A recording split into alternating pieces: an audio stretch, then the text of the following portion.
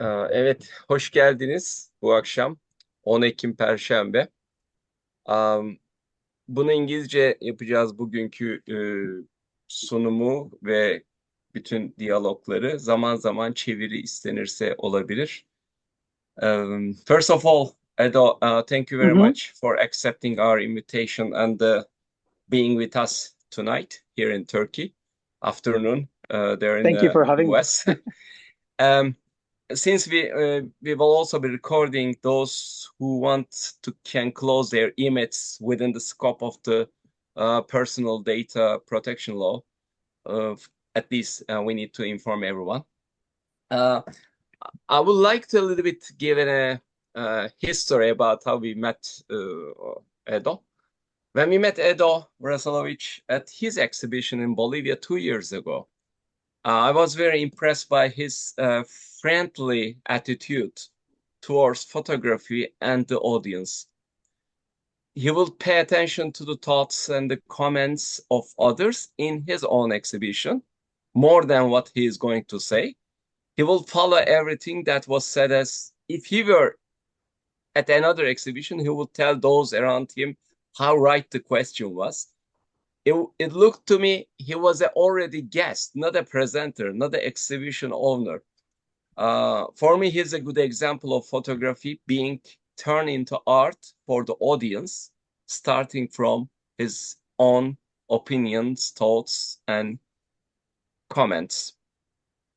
His modest approach really put the audience in a dilemma about who the owner of the exhibition was until he spoke up and explained it.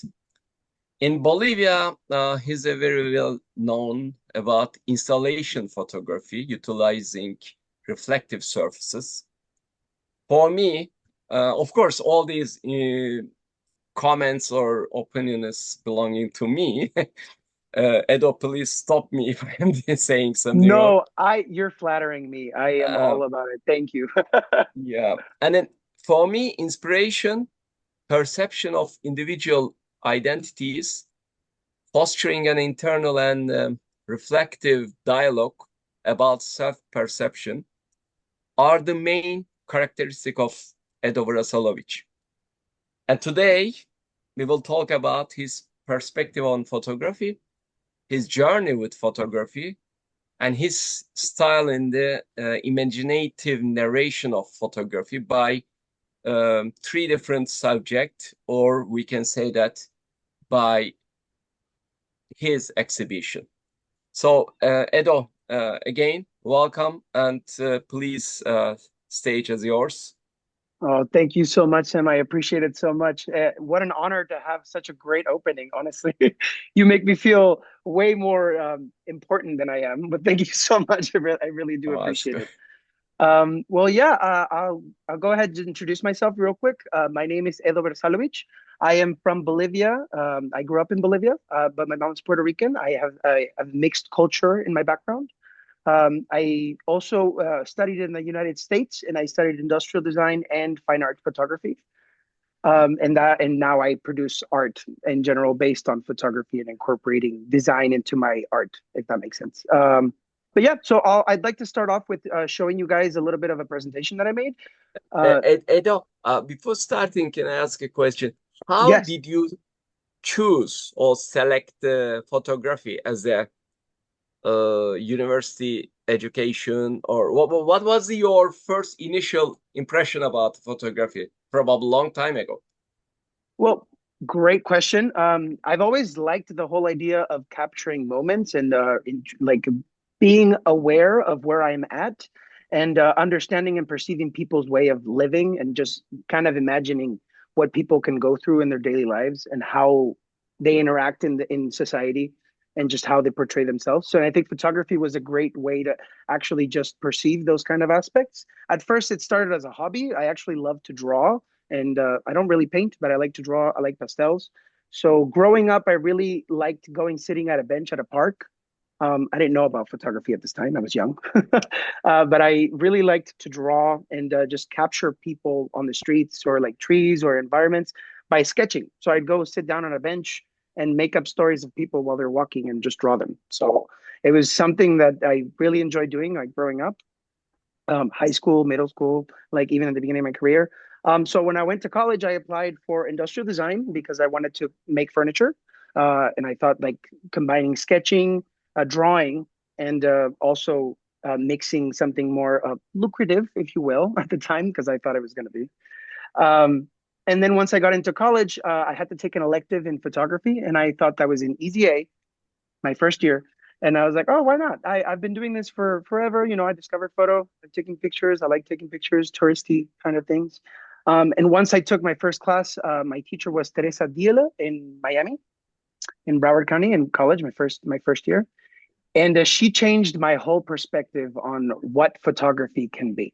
So I always thought of like drawing as a capturing a moment and making up my stories, but I also thought of photography as something that like is something documentational, right? She showed me the idea that photography is also imaginary. It could also like portray something that's not necessarily there. So you can make up stories just by looking at images. And that's kind of like how I switched into photography and kind of how I started getting involved and just take, making my pencil the camera, if that makes sense. Yeah, That's a pretty good, much. is a very good example. As starting from drawing and then coming to camera. That's Yeah, for sure. making your pencil as a camera. Oh, Uh, absolutely. you know, Henry Cartier-Bresson Uh-huh. is one of the most famous photographer. He started to paint after 70 years old and stopped the camera and Camera. photography and was painting. And for you, it's the opposite. You started with the Ex- drawing. Exactly. But it's good. I love the idea. It's funny that we mentioned Cartier-Bresson because you know, he talks about the decisive moment of you being there present and just waiting to take the specific shot. That's just kind of how he works primarily. I think that's like what everybody takes from Cartier-Bresson. It's like work more than anything, right? Just sitting Yeah. down, waiting patiently for something to pop. I kind of did that when I was a kid, but I didn't know that's how it worked, but I did it with a pencil. So I used to just wait to see what would happen. And then if something were to happen, I'd like grab it within my memory and try to illustrate it in the thing. And then it's funny because photography makes it a lot easier than to do that. So that's kind of how I translate it. Yeah. But A question is bringing another question, but I'm stopping myself about the no, no, no, next it's question okay. because I that question will be after the seeing some Some work. installations and some photographs. Yeah, please carry on. But yeah, that's okay. That's pretty much it. That's just kind of how I was going for. But that's a good question. And if you want, I could start showing up some images and Yeah, showing a little bit of the work. please. Yeah, you Okay, can. sounds lovely. Yeah. Thank you for having me again. Let's put these on. Why not? Okay, so I am going to. Huh. Can you guys see my screen? It's coming. Probably Okay, takes. Oh, not yet. not yet. Give me. I'm going to try one more time. Yeah, please. Of course.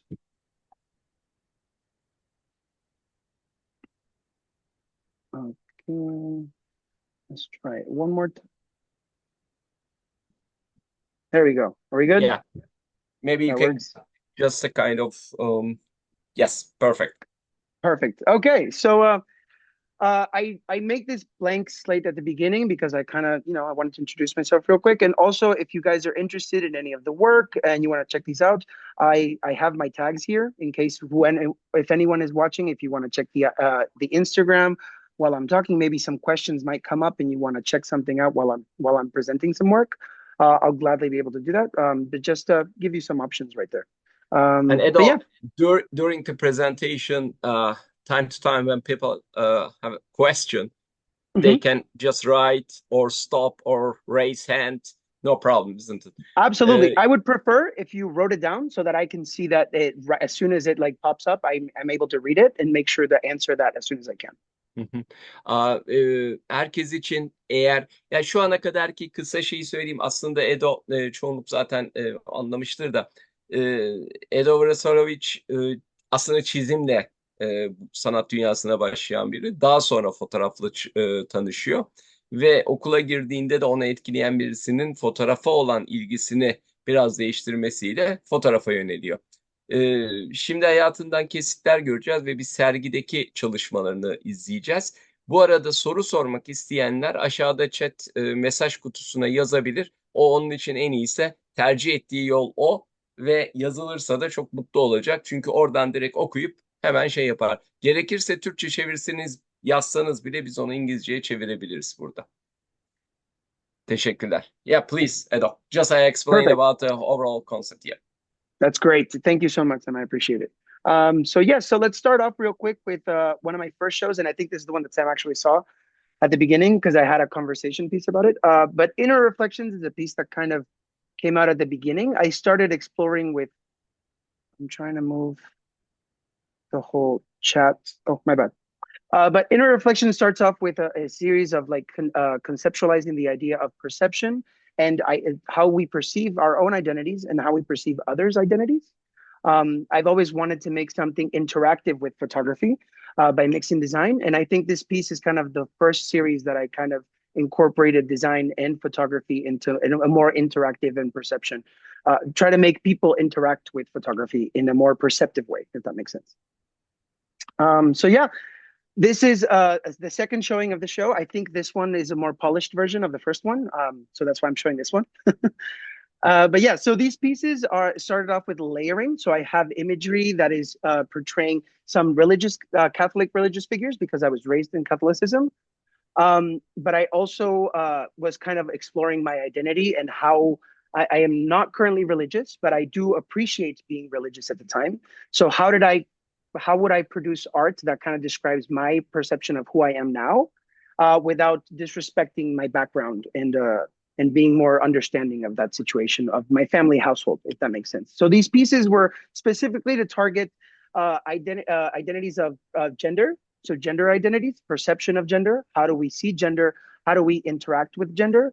And how do we maybe judge gender or censor gender? And a lot of the times, me growing up, I was very much censored to any kind of idea that didn't follow the traditional gender norms or gender roles. For example, men being more, go work, bring money to the home, and then also kind of portraying women as more delicate, very more subtle, talking about hands, all these things and traits that kind of perceive and present gender norms in a more broad scope. But how do we do that with photography, and how do we incorporate the viewer into photography? Usually photography has a very 2D image that kind of portrays more of like a window for you to put yourself in. But you don't necessarily interact with it as much as just seeing it. It's a very traditional way of perceiving it, You look at the images, you look at the details, you take it in, you inspire, and you think about it later on. How about something being a little bit more interactive, which is kind of gender in that way? It's a very personal thing. So I wanted to portray the images into, I'm sorry, it says Risa Gurbus. Trying to go in. Yeah. Don't worry about that. When Don't worry some about that. participants come, we are letting them to enter. That's okay. Of course, you receive All good, all good. you receive that one. Yes, it is. I do. My bad, everyone. But yes, so I'm starting with how do we talk about gender without clashing into people's beliefs of gender, and also how to open their minds about gender and understanding of gender and gender identities. This piece specifically, I came up with the idea of like, how do we talk about identity? We look at ourselves in the mirror, and it's a way of like actually us reflecting with each other. So the way I portrayed and worked with this imagery was to layer it on glass with transparency and putting reflective mirrors in the back, so that the image would change and interact with the viewer. That way, you're perceiving the information. When you put yourself in the image, you kind of lose all boundaries that you have because you're seeing yourself. So you're not going to judge yourself as harsh, and therefore you kind of create a communication bridge within the spectator and the art piece itself. So someone who's a little bit more frustrated, maybe doesn't want to look at something that looks a little bit too feminine, but it's a masculine figure. They might have some preconceived notions about those gender roles. They might discriminate it and start fighting about it because it's a little maybe too graphic, or maybe too on their nose, or maybe disrespectful to them. But if you portray them in the image, with if they see themselves within the work, they have a more introspective and reflective dialogue with the piece. And that's kind of what I wanted to do with the images. And that's kind of what why I talked to Sam and telling him about reflexive photography, naming the name, because it's reflective, and it also, because it's reflective, it helps the spectator reflect on the piece in a more introspective way, and therefore why the series was named Inner Reflections. Mm-hmm. So I know if you can see, I don't know if everybody can see, but the middle part is there's 4 big lines of mirrors in the circular mirror. It's kind of like my mimicry of representing the whole church aspect. When you go to church, in a Catholic church, you have the vitrales, which are the windows, the background over whenever the I don't know how to say it in English because I studied, I did my confirmation and all that stuff in Spanish. But basically, when you go to church, you go to the temple and you pray, you read, you always see the back of where the priest is covered with the glass with religious figures and all these kinds of connotations about like how spirituality works. And instead of like putting imagery into those specific mirrors, I placed mirrors with gold tines just to represent the gold in Catholic churches. If you go to the Vatican, you can actually see the whole wall in the back that's gold. So I think gold has a very religious aspect to it. And then having these be gold and reflective kind of makes the viewer part of the exhibit. So their perception of gender is also valid.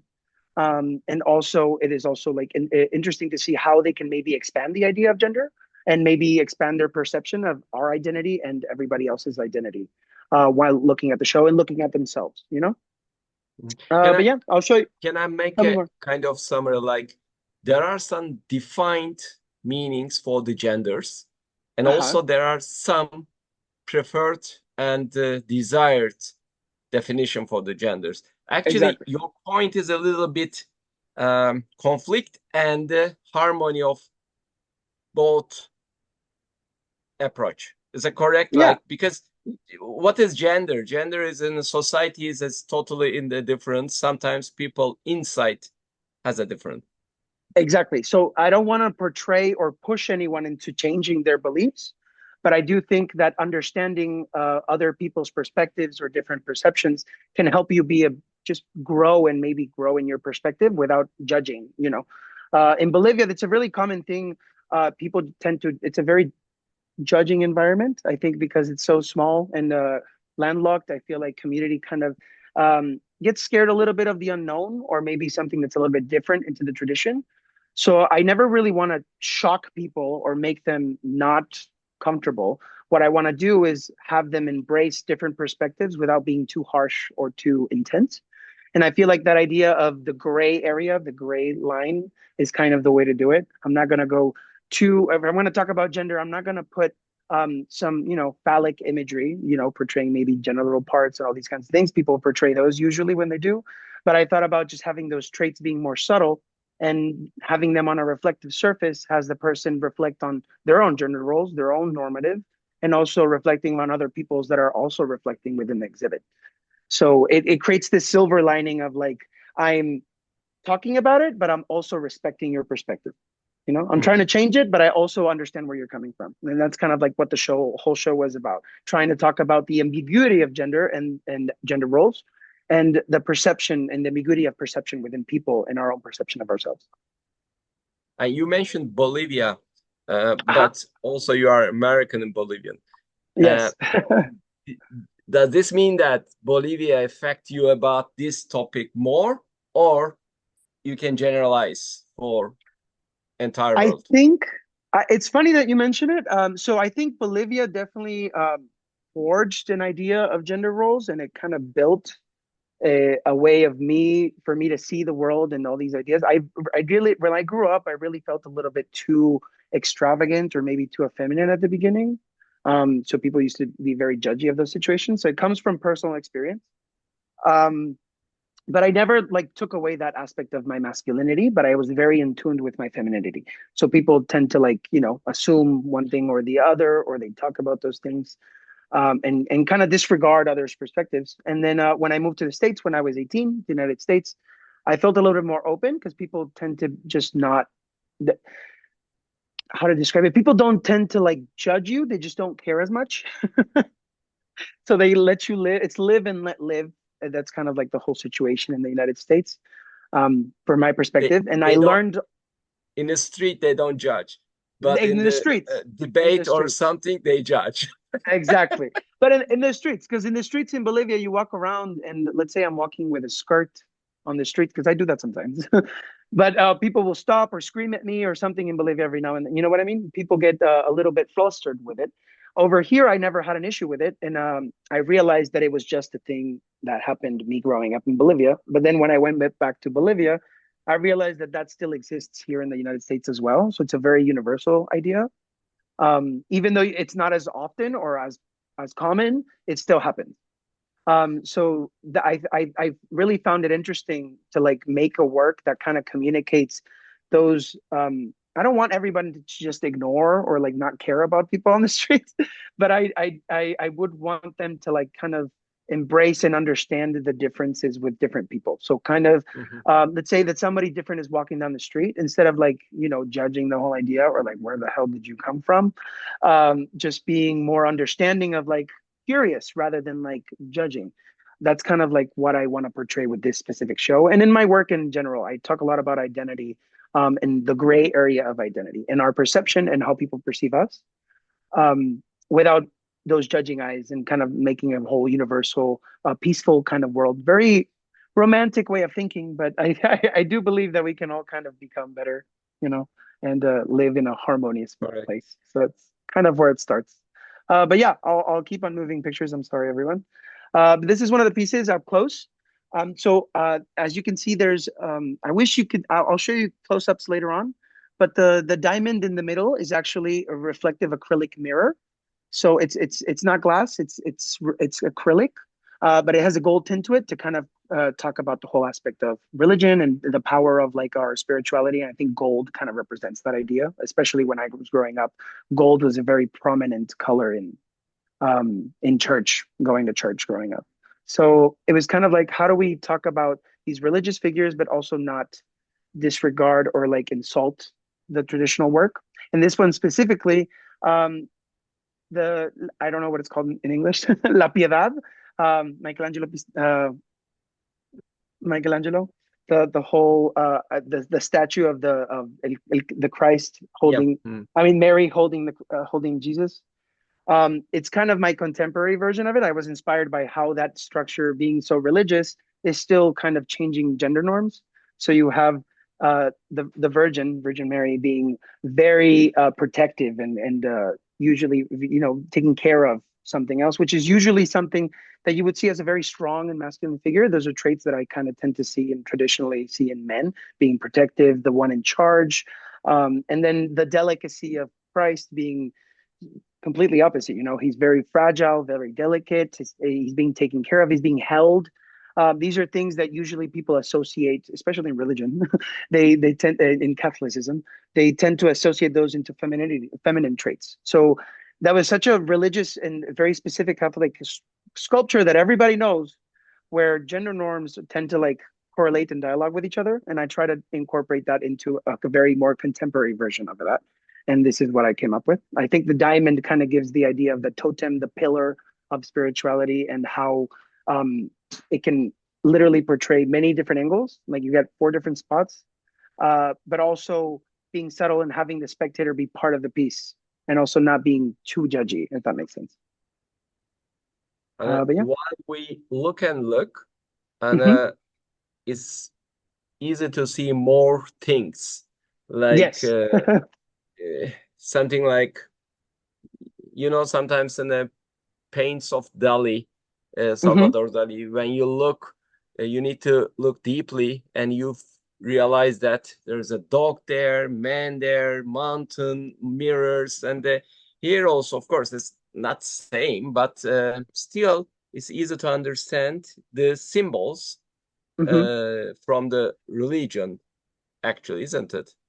I think it was pretty successful in that, in portraying what I really wanted to do. I did make the frames have a very Victorian-esque kind of detailing, because that's a very ornamental kind of aspects in religion. So I did wanted to talk about that specifically without being insulting. That's kind of always the thing. I want to respect that side of me, because I may not be Catholic, but I definitely have grown into the person that I am because of Catholicism.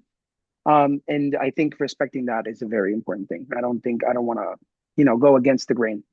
But yeah, this specifically are two friends who have like very specific gender norms. But they're also portraying on the idea of how masculinity and femininity can like intertwine and change within these dynamics. Okay. And I will say these pieces, because they're made out of glass and mirror, they change with you. So when you look at them, they will move, which is kind of like a video that I would have to do. But they're also, I don't have the pieces anymore. They're sold. So, but I really like looking at them from one side or the other. Kind of makes the image change, and that kind of helps with the spectator actually digesting the image. So they'll stay longer looking at it because it moves with them, and also because they see themselves in it. So I think it talks about that dialogue specifically. A technical question, because there Yeah. are some friends directly coming from the art classes and paints. How you make this one? Like you take some photos, but how many photos? How you overlap that one? Like Okay. a little bit process-wise, can you give a hint about Absolutely. Absolutely. So the piece consists of specifically the first piece is a glass that's 6 millimeters thick. You need the space to create the effect of the illusion and making it move with you, because if it was too close to the mirror, it wouldn't move. So it's a 6 millimeter thick glass, and it's a inkjet printed image that I took a bunch of pictures and I overlaid. This image specifically has two images. It's a replica. It's the same one, but just inverted and changed in color, and then overlaid in Photoshop. Scanned negatives, overlaid in Photoshop, printed on transparency film, which basically makes the whites transparent. But I know you see white in there, but the white is actually my parents' bedroom sheet, because we're talking about gender. And I can show you maybe a little bit close up on another piece, but you can see the cloth on this corner right here. And it's actually my parents' sheet that's on the back. On top of that, we have the mirror, which were cut with laser jets. So because it's acrylic, you need a laser heater to cut it in the specific shapes. So I have a printer at home, and not for me, but like back at home in Bolivia, I have someone who actually cuts the acrylics for me. I give her the sizes, and she will cut the spaces, and I glue it onto a wooden panel in the back with the cloth behind it. Specifically talking about the cloth, it talks about, I think, that having your sheets from your parents into a piece that talks about religion and gender and identity is a very important thing. I think when we talk about gender, we talk about like it's a secretive thing. It's a very personal thing. So having the sheets of a bed be on a piece is a very personal thing. Not many people, share those sheets with you. You are the only ones who share those. So you talk to, and if you share those, you choose to who share it to, right? And like, let's say I'm leaving and I'm having someone stay over at my house. You can stay in my bed, but you don't say that to everyone. So sheets are a very personal thing. And I actually took these from my parents because my parents created the whole idea of gender norms. So my dad gave me the roles of what a man means and what being a man means, and my mom gave me the roles of how a woman should be. So incorporating the things I've learned from my parents into the piece was a big piece. I think it's important to mention. I don't think it's something that kind of I made up by myself. I think everything that we make is correspondence to something else in the back. And because my parents created those gender roles with me, I think incorporating them into the art piece was a very specific thing. And I specifically chose this sheet because they've had it for like 32 years. And they didn't use it anymore. So then I took it into my house, and it was my bedroom sheet for a while. And then I really wanted to talk about like this like aspect. So the Victorian tones on the sheets were perfect to kind of represent that with the actual photography and the images. But yeah, we'll go back. So the whites that you see here are actually the sheets in the back. So you have a transparency on glass, 6 millimeter glass on a acrylic mirror, gold acrylic mirror. And then the back, you have a sheet of just cloth, traditional bedroom sheets. And then the frame is a wooden frame, which I also made. But then I had the corners made out of clay and actually layered them on top, and those were painted on top. So they're not actually wood, the ornamental corners. Those are actually clay. Easier to carve. Yeah, in that point, I would like to ask maybe a kind of historical question about that. Because Yeah. when you were in a university and when someone asked you about photography after drawing, after Uh-huh. painting, uh, did you start directly thinking like this kind of installation, or you know why I'm asking the one? Like when people see the Picasso's paint, and Uh-huh. everybody thinks that he started with his style, but Uh-huh. if you go back, his 9 years old Oh, paints is a totally it's a kind of real paint. oh I'm yeah. saying a real paint because everybody's perception. Oh, okay, this is something like that. Praying a man in a bed. There's a woman illness, and there's a price there. It's just like Picasso was doing that one. Yeah, Probably for there sure. would be some photos you just started with a camera, not Uh-huh. like that. And then how Yeah. was that journey? The journey of it. So at first I started thinking of preparation wise. So when I first started drawing, I took the darkroom printing class. I really like darkroom photography. I shoot most of my shots in film. And the whole idea of being hands-on is what kind of made me like it more. Because I like to draw. I don't like, believe it or not, I'm not one to sit by a computer for too long. I like playing with my hands and I like working with my hands. So I started drawing, and then while I was studying industrial design, we were understanding materials and how materials work and what can we do with materials. And then while I was doing art, because I was doing it at the same time, I started drawing and I started incorporating both projects of my both majors into making specific projects. So that kind of mixed it up. And then once I started doing sculpting in art, in fine arts, because we were focused, we for the first 2 years we have to take every studio. So I did sculpting, woodworking, jewelry making. I did painting as much as I don't like it, but I did painting. I did drawing, a lot of drawing. And Mixing and matching those majors, those specific areas, was kind of the focus of my bachelor's in fine arts. So they wanted you to mix and match different ideas. So let's say you're painting, but you're also taking pictures, mix and match both.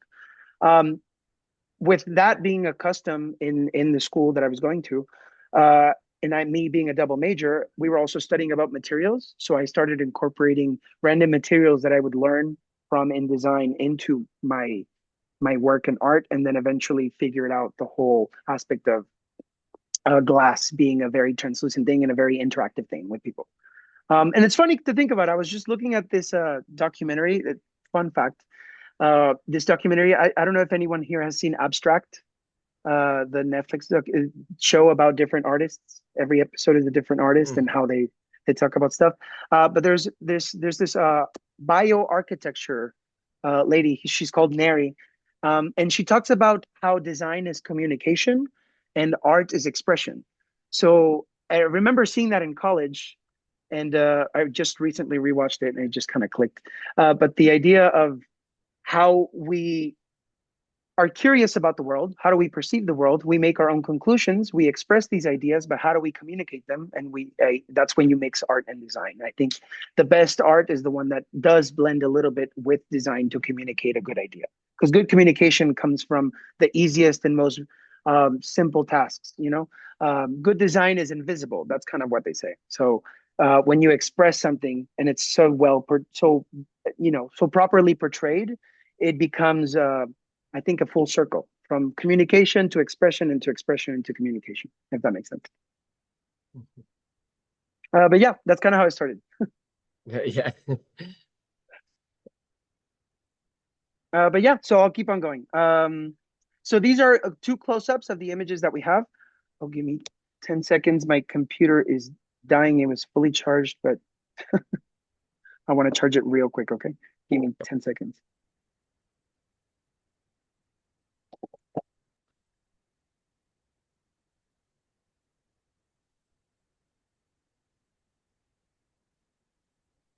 Jacob, could you hand me the charger? I'm so sorry. Oh, no worries. I'm so sorry, guys. But yes, so while I hook this up, I'll still be talking. I think we're good. I don't think the computer's gonna die, but just in case.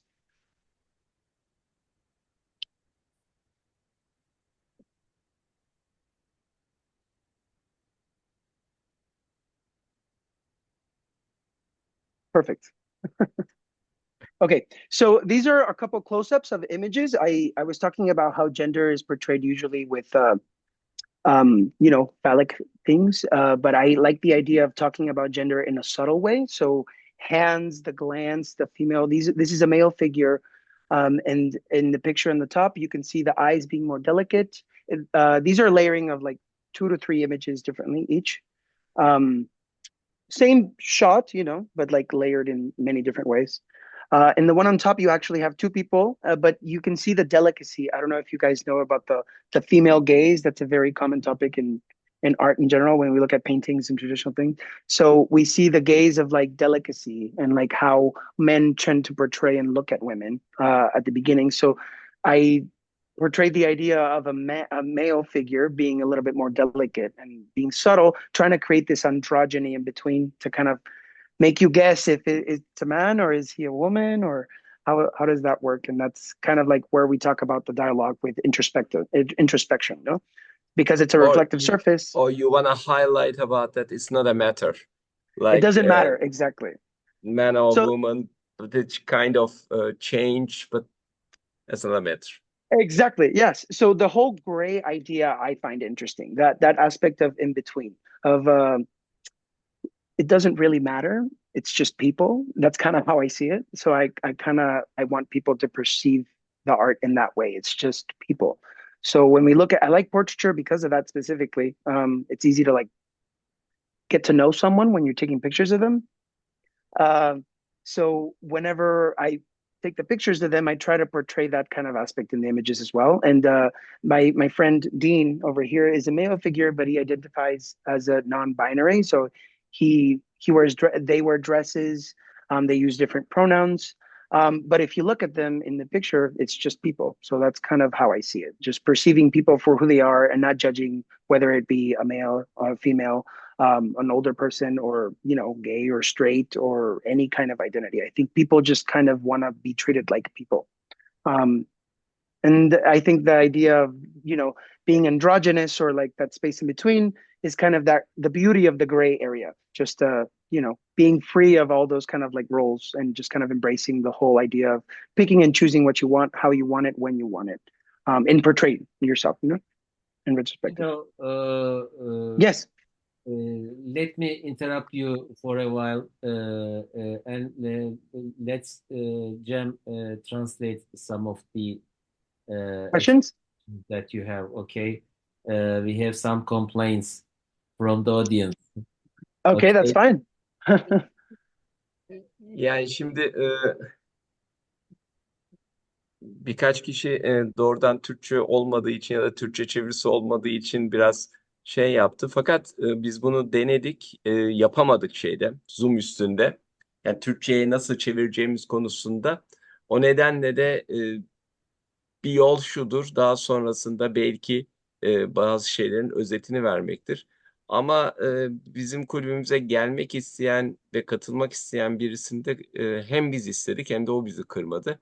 O yüzden bazen belki de biraz minik sabırlar gerekiyor diyeceğim Mustafa. Yani ne bileyim benim iki üç tane yabancı arkadaşım hiç e, Türkçe bilmediği halde bir iki saatlik sunumlara katılmışlardı. O yüzden de bazen minik sabırlar iyi olur. Şimdi sen şeyi e, koydun Mustafa değil mi? Confirm your speaking language diyor. Sen mi E, koydun onu Mustafa? ne yaptım bilmiyorum. Bir şey mi yaptım? Ya bana bir şey geldi. Bir çeviriyle ilgili bir şey geldi de. E, yok, sadece caption koydum. Yani altyazı Ha. koydum. Şu anda görüyor musunuz bilmiyorum. E, Burada Edo'nun belirttiği bir takım şeyler tabii çok uzun bir girişten özet geçmek gerekirse e, kimliği, cinsiyeti küçüklükten itibaren verilen bir baba ile birlikte verilen erkek figürü, anne ile verilen bir kadın figürü ve bunun çevresinde büyüyen bir insanın aslında bütün bunları sorgulamasını sanatla ifade edişi diyebiliriz. Önce çizimle başlıyor, sonra fotoğrafa dönüyor ve Edo zaman zaman sokakta etek giyerek sokaktaki insanın nabzını ölçmeye çalışan biri. Ve özellikle de Bolivya'da etek giyip dolaştığı zaman da gelen tepkiler, kimisinin çığlık atışı, kimisinin işte şey yapması. Halbuki aynı şeyi Kelt kültüründe yapan bir kişi hiçbir zaman bu tepkiyi almıyor. Fakat bilinmedik bir toplumda ya da Kelt kültüründen gelen birileri bir kutlama yapıyorsa o da hoş görülüyor toplumda. Ama birden sokakta etekle dolaşan bir erkek görüldüğü zaman buna tepki gösteriyor insanlar. Bunu da anlamanın en iyi yolu aslında onu giyerek dolaşmaktır. Mantığından yola çıkarak bunu yapan biri, yapmış ve yapmakta olan biri. E, Şeylerinde de aslında demin anlattığı teknik bir cam, onun üstüne yansıtma bir instalasyon, farklı fotoğrafları koyarak, örneğin sol üst köşede işte ekranın sol üst köşesindeki fotoğrafta bir erkek bir kadın var. Erkeğin kadına, kadının erkeğe dönüşümü var.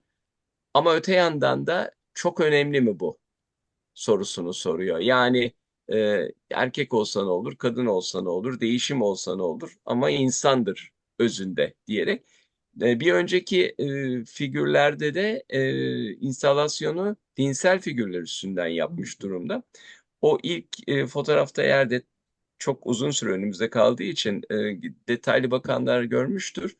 Birçok obje var, birçok imge var. Bu imgeler arasında sırtı dönük bir kadın, iki erkek farklı yere bakan, yukarıda başka bir şey. O yukarıda en tepede duran aslında bir kilisenin e, başındaki kişi bir rahip olabilir. Ama onun altında bir kilisenin üst şeyi var. Minaresi, kubbesi gibi olan şey var. Yani biraz objelerle ve imgelerle oynayarak sanatı fotoğrafla, düşüncesini fotoğrafla birleştiren biri. Bir de orada yatak, e, yani mahremi kullanma güdüsüyle ilk önce kendi annesinin babasının yatağını kullanmış, sonra kendi yatağını kullanmış. Orada bir şilte var aslında kenarda. Uh, Edo, it's just a very brief summary about that what we have seen and what you have talked until now. A Uh-huh. little bit explanation. Uh, Just please carry on. Oh, okay. Was everything okay though? Yeah, Like, yeah, sure. Thank If there's a you. question, Thank of you, course, Cem. there will be questions coming by chat box. absolutely.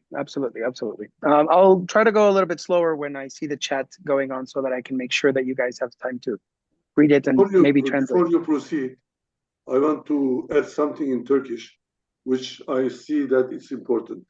Arkadaşlar ilk tabloda vücuda sarılı eller var, hatırlarsanız.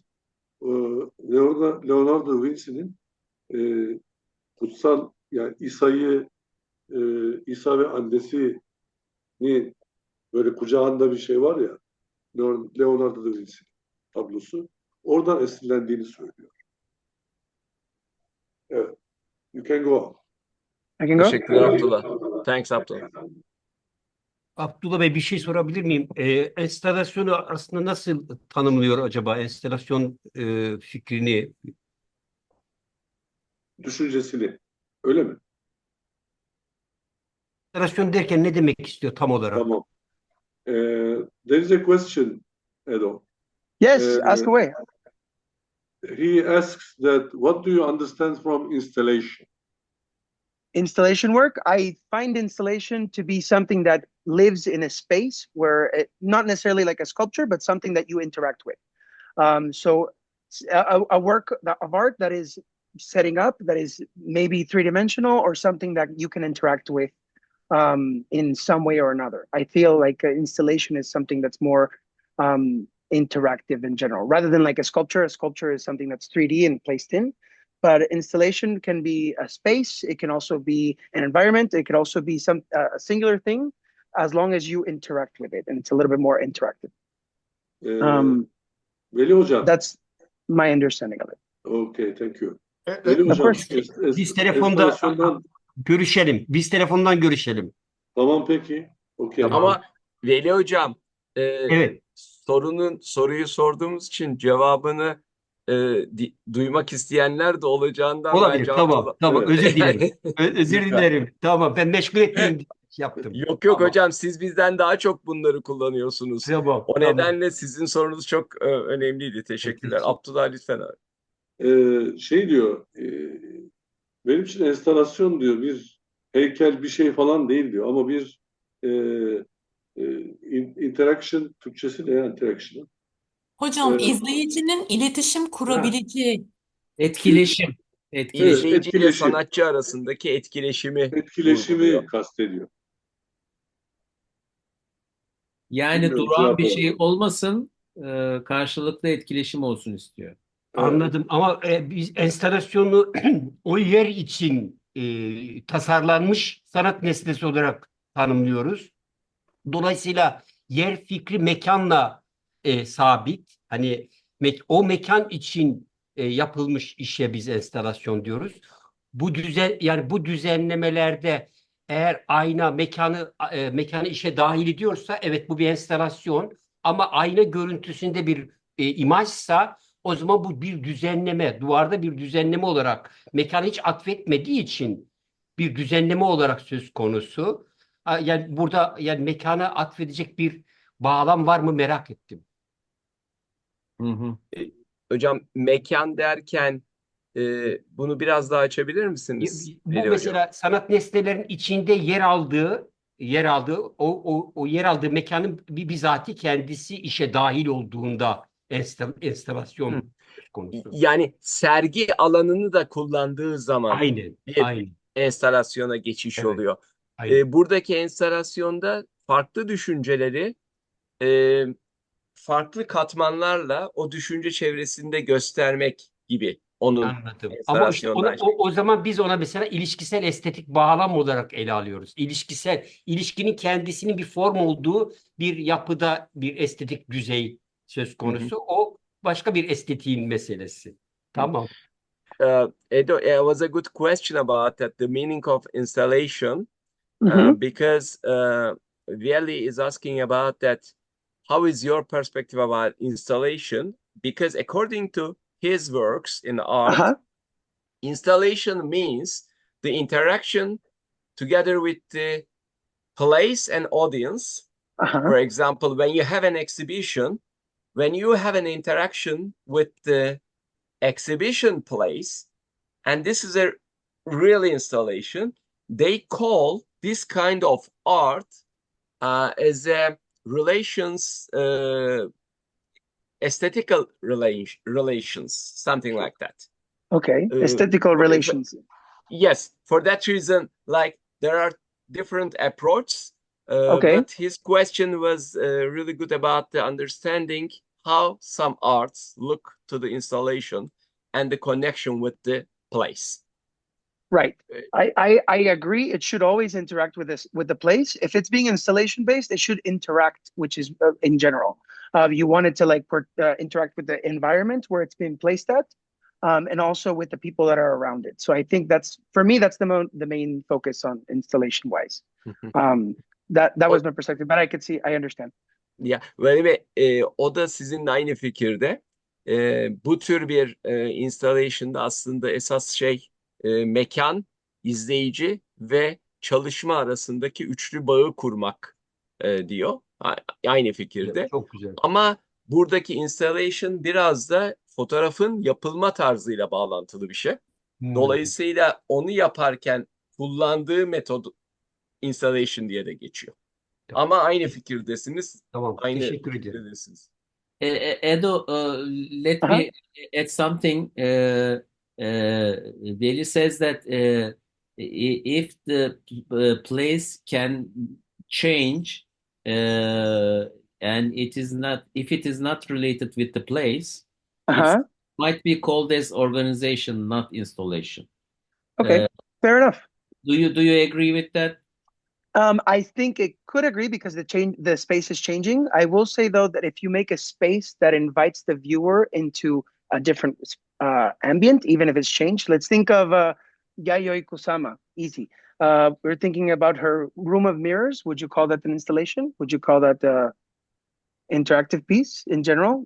The space changed. It wasn't necessarily made to change. So I think that because it is interactive, in that way, I think it becomes an installation in the sense of like it's moving you to somewhere else. Or maybe it's interacting with the space that it is placed in. But in that sense, interaction is the main key component of installation, according to me. And now other perspectives maybe, well, I think art kind of expands on the idea of, in general, on any kind of process. So, there's different ways of viewing of things, but I think personally, I believe that any kind of interactive art piece, it involves like the viewer having to do something or the environment changing based on the viewer, or kind of that sense of interaction of a portrayal within where you are and how you interact with that environment in that space, or how the space interacts with the art that you're making if it's not altered. So one way or the other, it kind of leads to interaction. That's kind of like my main focus on it. I will say, though, this one is a little bit less interactive than the next one that I'm going to show. And I think it's funny because I try to, I expand on the ideas. This show is like, I've been working on this for like 5 years. So this show it finally, I'm done with it last year. So actually, the beginning of this year, I redid it again. But it was, I'm kind of like over this one, and I've been kind of moving forward. So this is a pretty older show, and maybe a more younger view on installation work, if you will. But yeah, aside from those installation pieces, the actual pieces, because they can be put together and like you can look at them through the whole view, and they change with you. So that's kind of why I would call it installative photography, particularly, if that makes sense, with the glass pieces like these specifically. But then Ben bir aside şey from that, sorabilir miyim? Müsaade ederseniz bir şey sorabilir Lütfen. miyim? Şimdi bu fotoğraflarda hepsi ayna üzerine değil mi? Bu çalışma Hayır, hepsi değil. değil. Yani peki refleksif fotoğrafçılık derken bahsettiği bu üst üste fotoğraflama tekniğiyle beraber kendi iç dünyasındaki yansımaları mı anlatıyor? Refleksif fotoğrafçılık demekle. Çünkü bu ayna çalışmasını hani kardeşimin de yaptığı için ben de o konuya biraz hakimim. O yapılan çalışmada mesela belli bir tema üzerinde yine üst üste fotoğraflar koyuyorsunuz ama belli bir tema içerisinde yapıyorsunuz bunu. Bu da tabii bir yerde kendi iç dünyanız oluyor. Burada refleksif fotoğrafçılık derken benim hani kendi fotoğraf dünyam derken bunu mu anlatmak istedi acaba? Aygün is asking about that already. Her sister is focusing about some installation photography and this kind of art. She wonders about that. All the photos are not like a mirror based or mirror reflective photos. Most of them are different, but the main focus is projection of your internal feelings, thoughts and opinions on the artwork, isn't it? yes, Can you it's give a bit information or detail about that? How you reflect your inner feelings? So I always struggled communicating with my dad because he's a very religious person. If you want me to go personal, I will. I always struggled with talking to my dad and me not being what he expected or what he wanted. Yeah, let me give it a translation about the until that one. Aygün hocam şey dönemi boyunca belli bir yaşa kadar sürekli olarak babasıyla olan çelişkileri ve babasının dindar bir insan olmasının getirdiği sorular ve o soruların kendi içine gelişi ve ona belli dönemlerde reaksiyon gösterme hepsiyle birlikte oluşan çalışmalar. Yani onları yansıtıyor aslında. Evet, refleksi Duygudan dedikleri konu çok bu. Evet. evet. Tamam, anladım hocam. Teşekkür ederim. Yep. Okay. That was what she asked about. That exactly. You That explained point specific. perfect. Yes. Okay, good. I'm glad I could help. That's awesome. But yeah, aside from that, as I said, I like analog photography, more traditional photography. So these are all darkroom prints. I have one at home. I have a darkroom at home. So I develop my own film. I print my imagery. I expand it actually. It's an enlarger. But yeah, so these are done in the darkroom, the black and white films. These images were shot on film as well, but these are actually developed and enlarged in a darkroom using a solarization process, which is Man Ray's process. I don't know if anybody is aware of Man Ray, but Man Ray created this. He explored the whole idea of like photography being an art field. He expanded those views as well, and he experimented with photography in the art scene and with chemistry. So one of those experimentations was called solarizations, and it basically happened by accident. It's basically you're developing your film. You put in your first image. The first chemistry is the developer. As soon as you put it in, it starts developing within 15 to 16 seconds. The image will start showing after you expanded it on the enlarger and then put it in the chemistry. Solarization involves on you tricking your highlights into your shadows and your shadows into your highlights. So you get an image that's once it's starting to develop, you flash it with a flash again. And it just tricks the chemistry and it creates different shadows. And that's how you get an image between a negative and a positive to put together. And that's what these images are. I don't know if you guys can see, but for example, I think the best example is the one on the right at the very end. The one with the curly hair in the hand holding the head. As you can see, the face is gray, right? And then where the shadow is, it's turned into a highlight. So it creates this blend of a negative and a positive. And since we're talking about gender roles and it comes in a duality, I think the blend of those two was kind of interesting, how to portray them in a physical manner. Do you have individual photos of this wall? Like, oh, I do. I didn't want to couple. put too much information, but I can. No, I can. since we are hungry about the information, it's amazing. But yes, I Maybe. have individual pictures. If you want me to pull them up, I can. I don't have a problem. If you do, by the way, I can just translate a couple things. Yes, go ahead and I'll do that in between. Yap. Aslında şöyle bir şey var. Karanlık oda prosesinden geldiği için ve karanlık odadan geliyor birçok fotoğrafın yapılma aşaması. Ardından solarizasyonla da buradaki gölgelemeyi, ışığı gölgeye, gölgeyi ışık noktasına geçirdiği şeyler var. Ben de şunu sordum. Aradan gösterebileceği bir tekil fotoğraflar var mı? Yani bu duvardan örneğin 2-3 taneyi gösterebilir mi diye sordum da. Like if you have some of them, it will be very useful for everyone. Absolutely. Edo, but I should Yes. remind you that it is recorded. If you have some copyright suspects, information. No. Gotcha. It will be recorded and published in YouTube. If you have some restrictions or copyright issues, I should remind you, okay? That's okay. Thank you for reminding me. Everything is open. It's already on my website, so Right. It's open for everyone. Don't worry, you can show it anything you want. Perfect. So I'm gonna continue sharing the screen. Let's share these real quick. Okay, can you guys see these pictures? Yep. Real quick. Okay, so this is a close-up. This is the after solarization. Yes, this is the actual gelatin silver print on fiber base. I don't know if you guys can see, but it's it's not pixelated. It's actually porous. So it looks like a little bit of hairs here and there on top of the texture.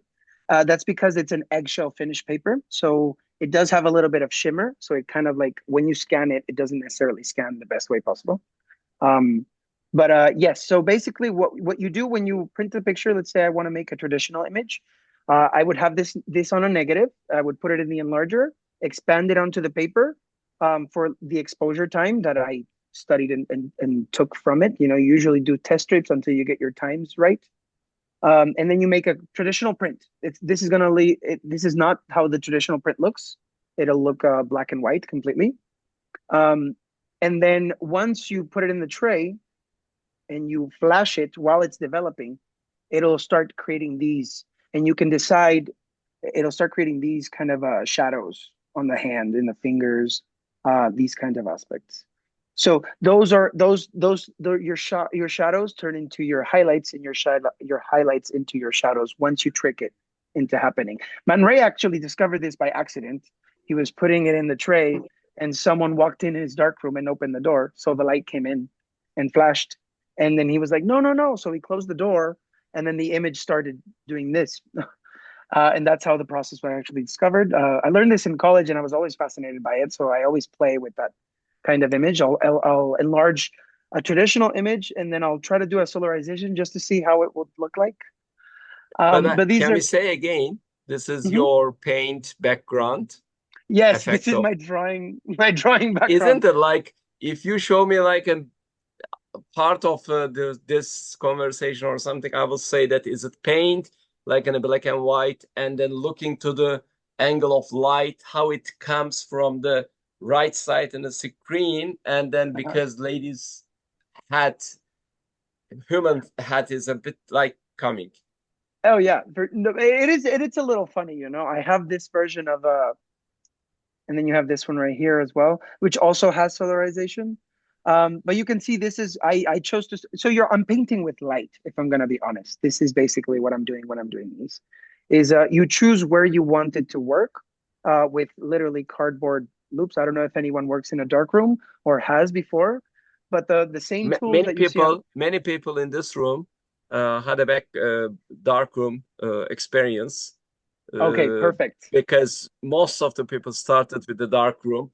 Even 2 weeks ago, we had a dark room A talk.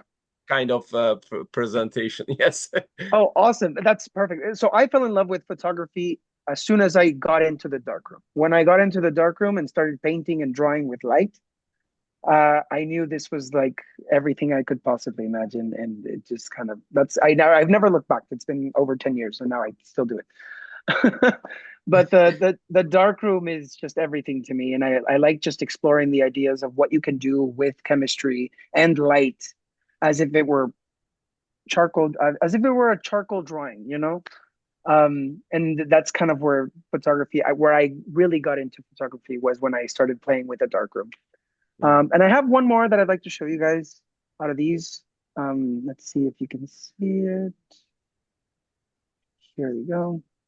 And yeah, this is the other one. So this is, I call this my Jane of Arc, Juana de Arco, Joan of Arc, just because she looks like a female warrior. And it's kind of another figure that kind of blends the whole idea of gender roles, you know, very masculine figure for a very feminine character. So yeah, those are pretty much a little bit of the series of inner reflections. And I would like to show you guys after that a little bit more of different work. Well, it's perfect. So what I've been Thank you doing for sharing those after that. examples. Aygün Hocam, sanırım biraz da aydınlatıcı olmuştur, değil mi? I just asked to Aygün about that, what her expectation matched. Yep, please carry on. Okay, cool. So yeah, now let's go into, I participated in the Bienal Sur, which is a South American Bienal. It's an international platform that actually consists of you have to be from South America. So they usually involve some kind of background into South America, and you get to like work in different countries or cities in the world where, you know, it's a platform, not necessarily a Bienal, traditional Bienal, where you go into a specific city. You know, we have a Bolivian, I'm sure Turkey has a Bienal as well. Yeah. Yeah, so there's traditional Bienal sense, but this one is more of like an international platform, but it's for South America. So they usually, the curators work from different places, and they look for people, and they choose where to do it based on the people that artists that they find. One question. Yeah. Curators make or decide the topic, or all the Yes. participants, artists decide the topic? Which one is like you do your work according to one defined topic, or they do according to your work? No, it's actually backwards. So they chose the topic. This year the year that I participated in for this piece that I'm going to show you. The theme was the architecture and ecology of the celebration. Specifically because this platform was going to be portrayed in Bolivia in the National Museum of Art. So celebration in Bolivia is like a big aspect. We have I'm sure you know, there's so many holidays. Everybody has an excuse. Edo, most of the people here knows also Bolivian culture very well because of different shows and presentations, not only by me, also by many people coming and visiting Bolivia. So they are very familiar with the Bolivian culture. Yes. Şeyi özellikle eklemek istiyorum arkadaşlar. Şimdi katıldığı bir Güney Amerika Bienalindeki çalışmasını anlatıyor. Buradaki Bienal seçilen ana tema üstüne sanatçıların oluşturduğu şeylerden, eserlerden oluşuyor. Bazen sanatçıların sunduklarına göre de bir ana tema oluşurken burada tersi ve özellikle mimari ve Bolivya'daki kutlamanın, o kutlama seremonisinin üstüne yapılmış bir bienal. Ondan bir iki şeyi anlatacak. Yeah, Ben bir şey please, ekleyebilir Edo. miyim?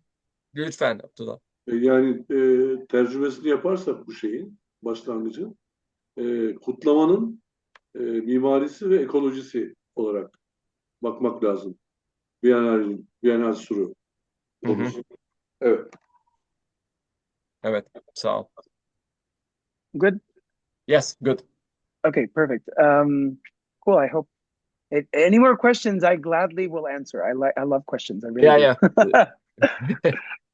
Perfect. Okay, so because the theme, because the Bienal Sur platform was actually being worked in Bolivia for this year, it was last year in September. The theme was they gave the theme to the curators gave the theme to us, and it was the architecture and ecology of the celebration. So and then from that we work and make our own concepts out of that specific context that they give us. And my piece that I called the epicenter of the celebration was actually inspired on the bathroom, because I think the bathroom is the center part of any kind of party or celebration whatsoever. Even specifically in Bolivia, because the bathroom it can be outside, it can also be indoors. It really just kind of has a way of connecting with people. You might make friends in the bathroom, the people that you won't normally make friends with. Crazy things in the passage of time and through excess of alcohol and all these kinds of things that are very common in Bolivia happen specifically in the bathroom. So I always thought of the bathroom being like the focal point of the celebration. It almost becomes its own party or its own celebration within a celebration. Just a short translation about that, because we don't want anyone missing the overall topic about that. Buradaki kutlama merkezi olarak banyoyu seçiyor ya da işte hem banyo hem tuvalet diyebileceğimiz şey. Çünkü insanların bir araya gelip bir şekilde sosyalleştiği noktalar olabiliyor. Özellikle bazı yerlerdeki dışarıdaki tuvaletler. Aynen Anadolu'da olduğu gibi Bolivya'nın da birçok taşra bölgesinde bu oluşuma rastlamak mümkün. O nedenle seçtiği ana merkez orası. Yes, Edo. Cool. So yes, and as I was saying earlier, I like talking. My work really talks about, in general, most of the time, about the gray areas of identity. So in the bathroom, it's also where you get this sense of like the present, the past, and the future kind of lens, specifically when you're involving substances. In Bolivia, a lot of people, it's very common for people to drink a lot. And sometimes they'll go hide in the bathroom. They won't recognize themselves in the mirror. And it's this whole rite of passing of going to the bathroom when you're at a party. Sometimes you want to hide from the party. Sometimes you want to bring your friends to the bathroom to like do other stuff. People are crazy. But the bathroom is kind of the emphasis of the whole dialect of the identity changing throughout the celebration. You go to the bathroom to get dressed, to get changed, and you also go do a bunch of other stuff in the bathroom in general. Burada bathroom sembolünde şu var. İnsanlar çok içtiği için gitme ihtiyacını hissediyorlar ama aynı zamanda da her banyonun, tuvaletin içinde bir ayna olduğu için orada kendisiyle yüzleşme, yalnız kalma, içtikten sonraki hali, herhangi bir sadece kıyafet değil, gerektiğinde mimik değiştirmeyi bile ayna karşısında yapıyor insanlar ve onun etrafında da aslında bir de sosyalleşme alanı oluşuyor.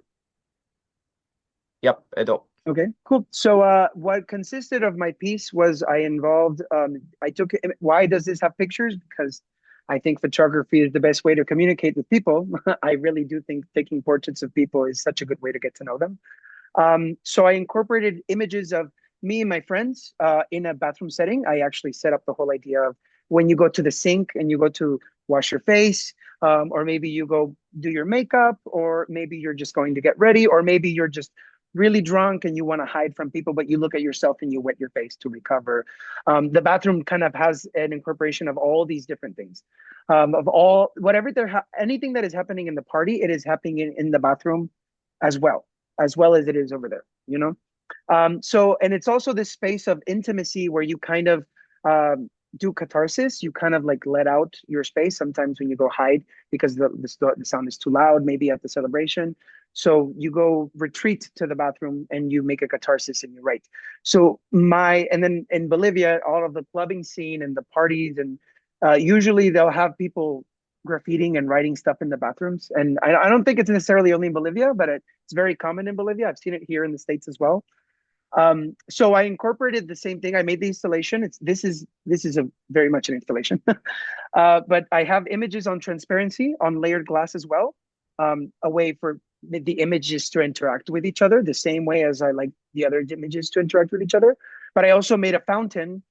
So there's at the bottom of that, there's an actual a water pump, and if you open the sink, it'll actually open, and you can it's the same water kind of circulating within the sink. So you can go and actually stand up, wash your hands, wash your face. And I also left some Sharpies there in case anyone wanted to write something that they wouldn't want to tell anyone, you know, anonymously. Kind of how like you meet people in the bathroom, you make dialogues, you make conversations, all this catharsis aspect. Continue. Yeah, Edo, one in the Turkish verse.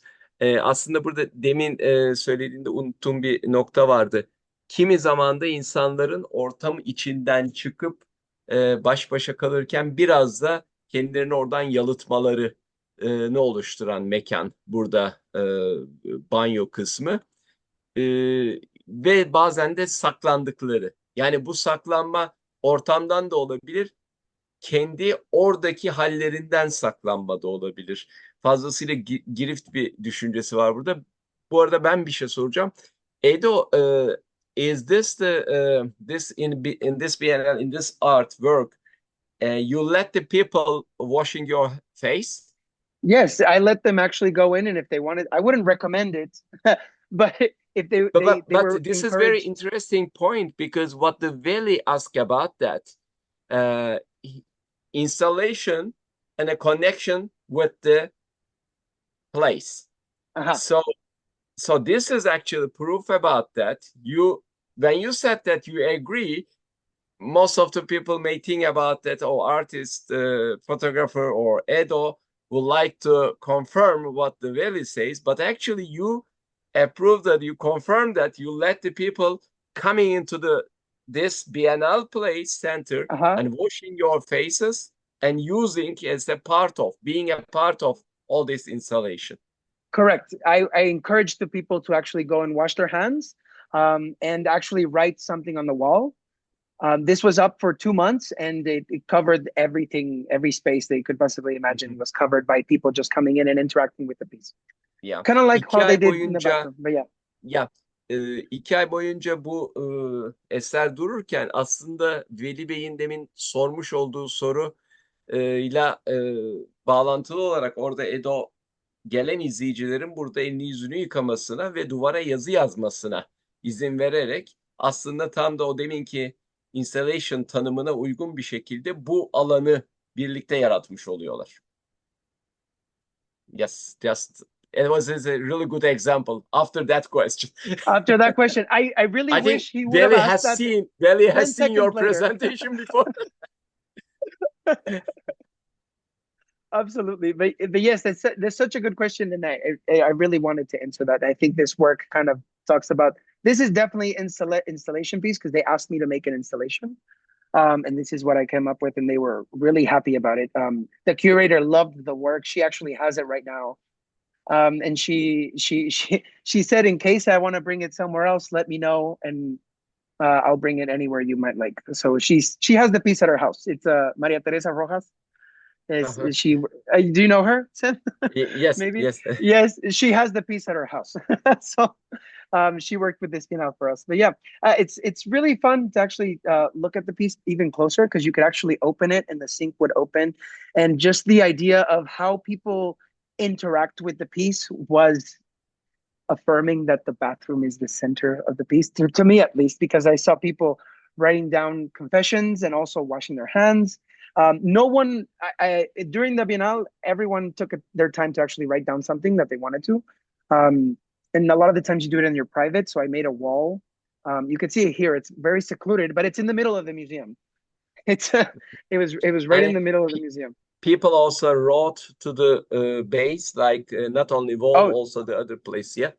Yeah, they were allowed to write in anything that they wanted to, just kind of, because if you're in the bathroom at a party, you're not going to ask, can I write on the mirror? No, write on it.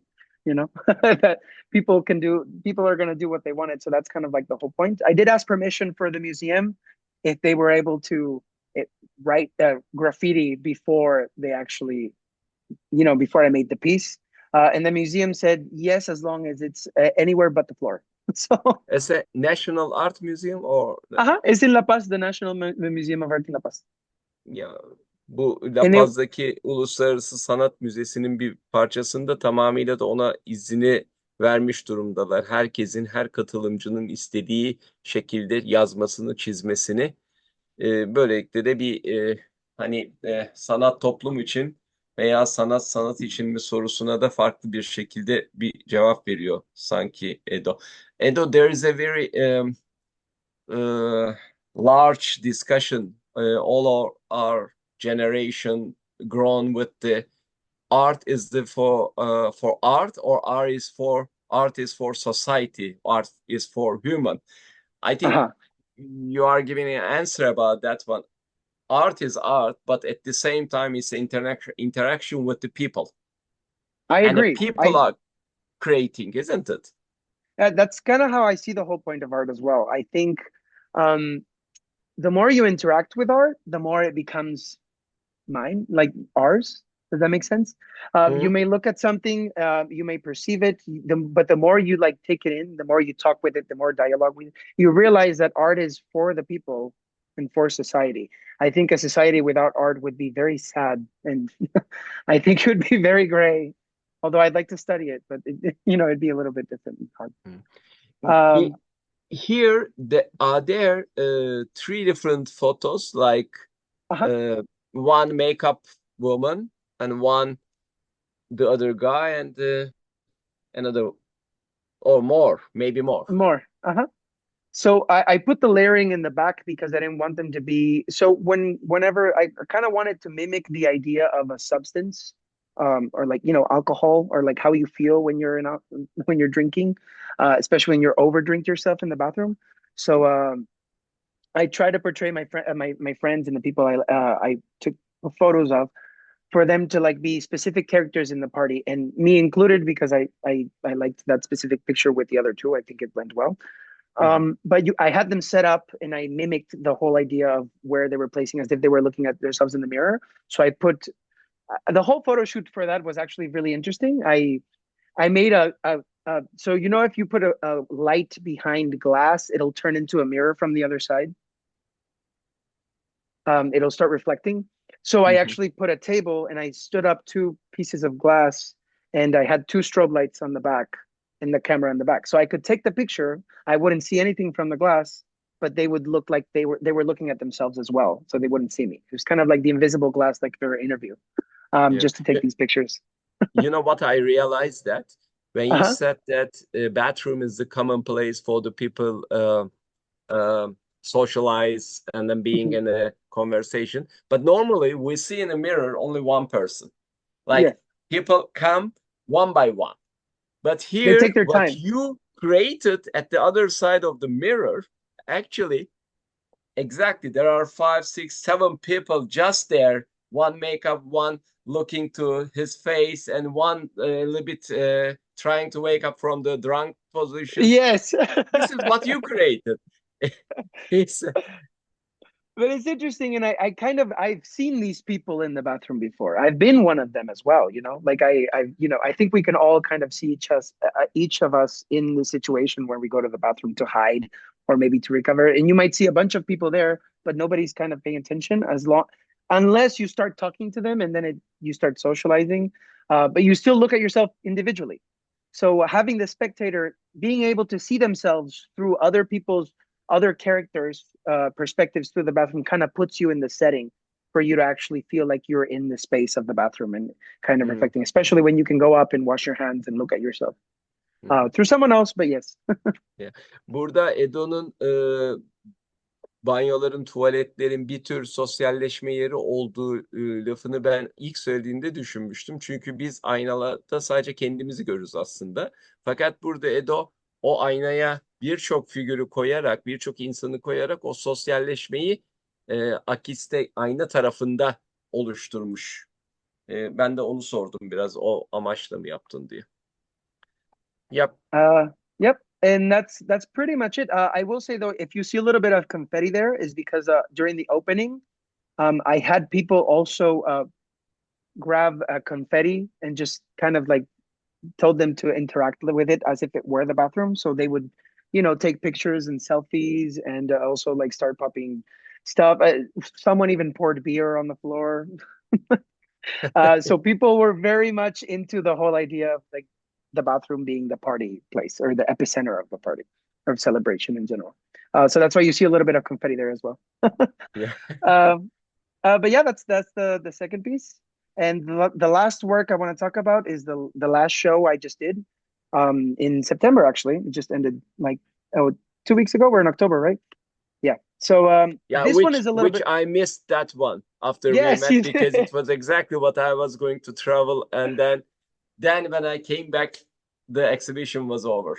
It's over. I remember we talked about that. It's totally fun though. Don't worry about it. But you get to see a little bit of it now. So this one is a little bit more personal, definitely very much more introspective. I usually try to talk about the identity of my perception of identity and other people's.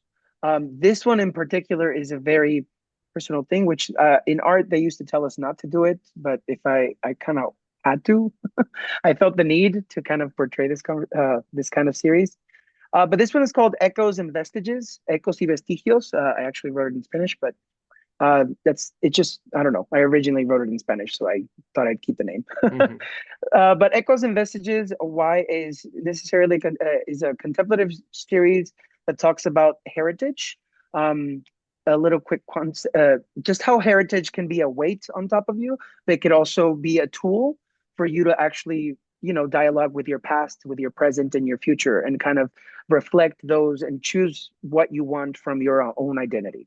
To make your own identity and just be the gray area, because you're not just one thing, you're many things. And that's kind of like how heritage works in a way. You take a bunch of stuff from other people, from your grandfather, your parents. You pick and choose what you like and what is this called? What you get from your parents or your family members in your past. But this one specifically I did because I am Edo Vrsalovic II, and I made this series because my grandpa had just died. My grandpa died 14 years ago, but I just got his clothing last year. All the clothes that had his name written on them, because back in the day they used to write and stitch the names, on the clothing to make it more personal and all that kind of stuff. Well, at least my grandpa did that. And whenever he died, I didn't know, but I just found out last year that I took over. My grandpa gave me all of his suits and his shoes that had his name on it. So, and it was the first time I cried after his death. So it was kind of a very catharsis way of like actually reflecting on my grandfather. He was a very eminent person. And also I have his name, but I also remember growing up and thinking that I would always live in his shadow. And I don't think I could ever like be as, important or big as my grandpa. He was an eminent figure in Cochabamba and Oruro in Bolivia. He was a miner, a businessman, an entrepreneur. And he was really tall as well. He was a head bigger than me, but he was a very eminent figure in my life. So I always kind of felt a little bit scared of living in his shade. And whenever I found out that I got all of his work, all of his clothing, I wanted to make a whole series of like how heritage reverberates. It doesn't necessarily repeat itself, but it kind of has a connection to the beginning, but it kind of changes each kind of time it reverberates. So not a repetition, but a reverberation, therefore echo, if that makes sense. So I call these pieces my echoes. But yeah, This so means these echo is coming from the past, from the exactly. memories. And burada ana figür, ana tema yankılar ve kalıntıları şeklinde demiş. Fakat burada aslında bir metafor var. Anılar ve kimlikler üstüne yoğunlaşılmış bir çalışma. Dedesinin ölümünden sonra kendisine bıraktığı onun elbiseleri, onun ayakkabısı, o hayatında ilk kez ağladığı, içten tüm katıla katıla ağladığı bir anın sanata dönüştürülmesi. Yep. Cool.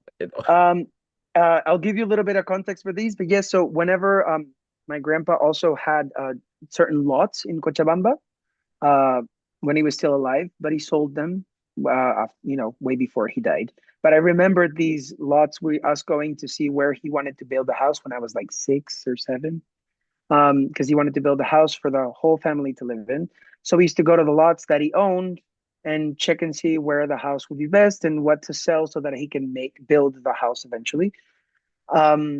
Eventually we picked one, but I never forgot where these old lots were. So I took the suits and the shoes and all this clothing, and I brought it with me to those places and took pictures of them to kind of reverberate the idea of heritage. Because I remembered those, they live in my memories, those spaces. But I thought it would be nice to give a closure to my grandpa and actually bring those to the places and actually have him interact with it one last time. So yeah, these pieces specifically. I don't know if you guys can tell, but they're a little bit blurry. It's because it's an actual 2-layered image as well. So I'll have a close up right here. So it's also the frames and the rock the rock was taken from the actual place, the lot from my grandpa. I actually took the pictures, and I took that because I wanted to use it. But the shoes, the clothing. Let me give some information Context. about that because it's Yes, quite important. A lot.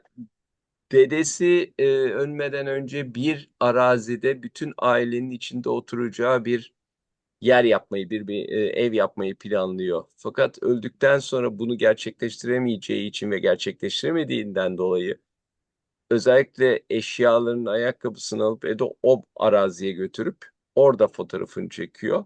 Ve o soldaki kaya da o araziden alınmış bir kaya parçası. Zaten üstte onun ayakkabısı. Bu Bolivya'nın Cochabamba şehrinde olan bir çalışma.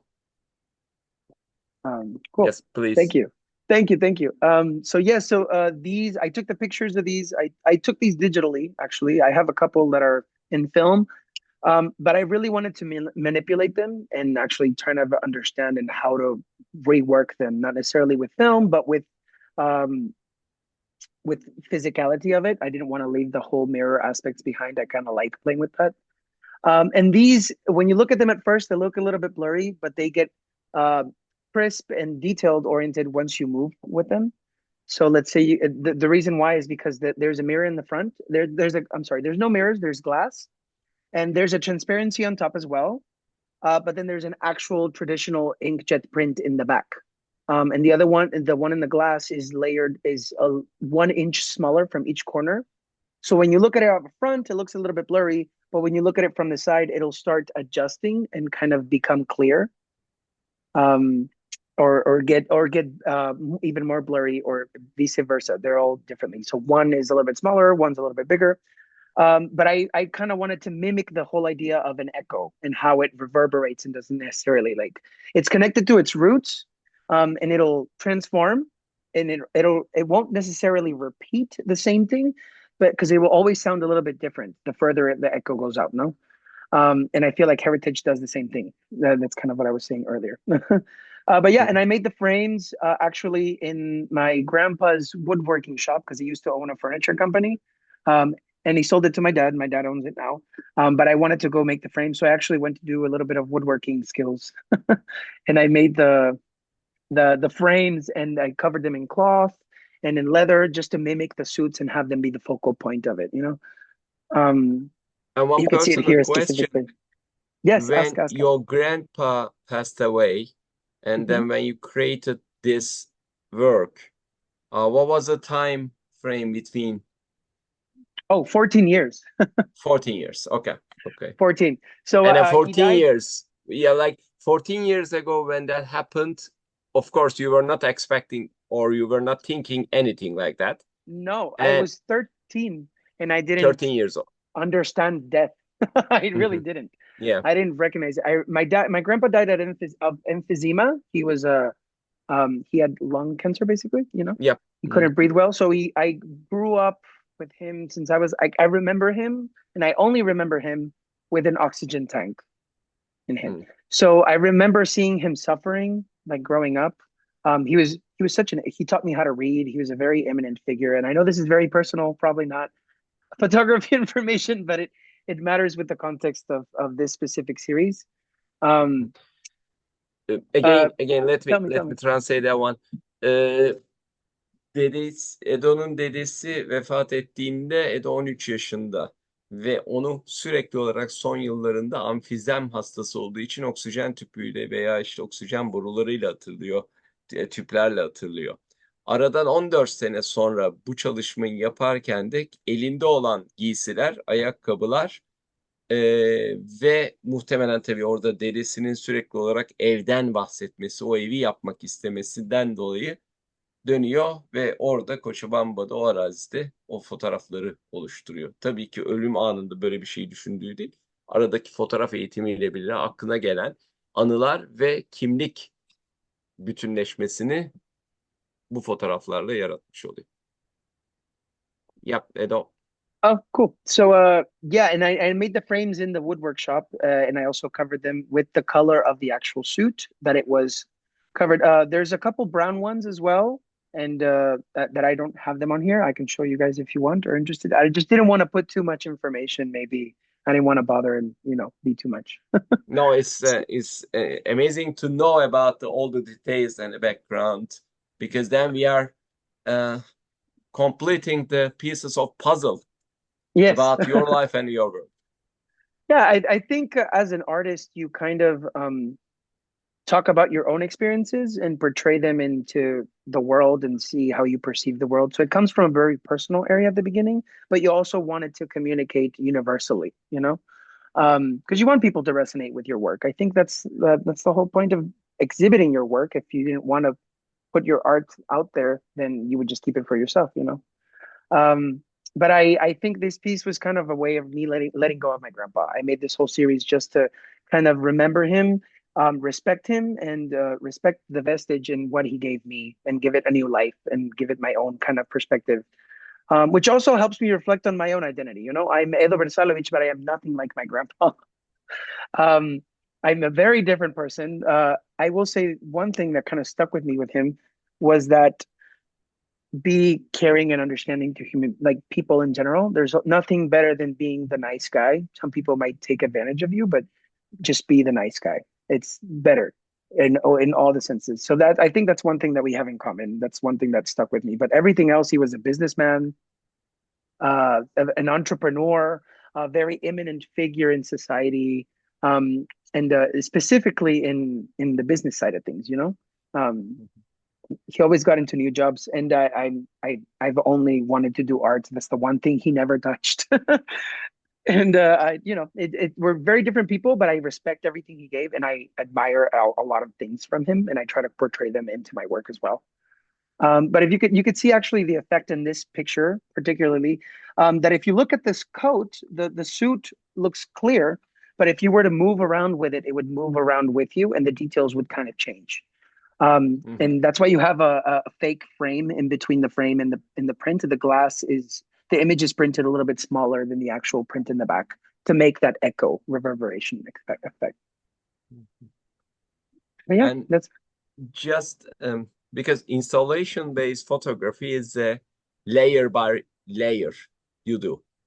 Well, But I try. here, yeah, Uh-huh. Well, I try to make interactive pieces, so that's why I tend to call it like installative photography. There's one piece here that's not on these. I don't have it documented because it was hard to document and take it off. But it's just like this piece with the one with the rock, but it's a lot bigger and it has two images on both sides, so you can kind of rotate around it. It's currently it's getting fixed. It got broken, so I couldn't take a picture of it to actually show you guys. But I think that would involve a little bit more installative because it there's rocks on the bottom that are painted with cyanotype, so they're actual photographs on the rocks.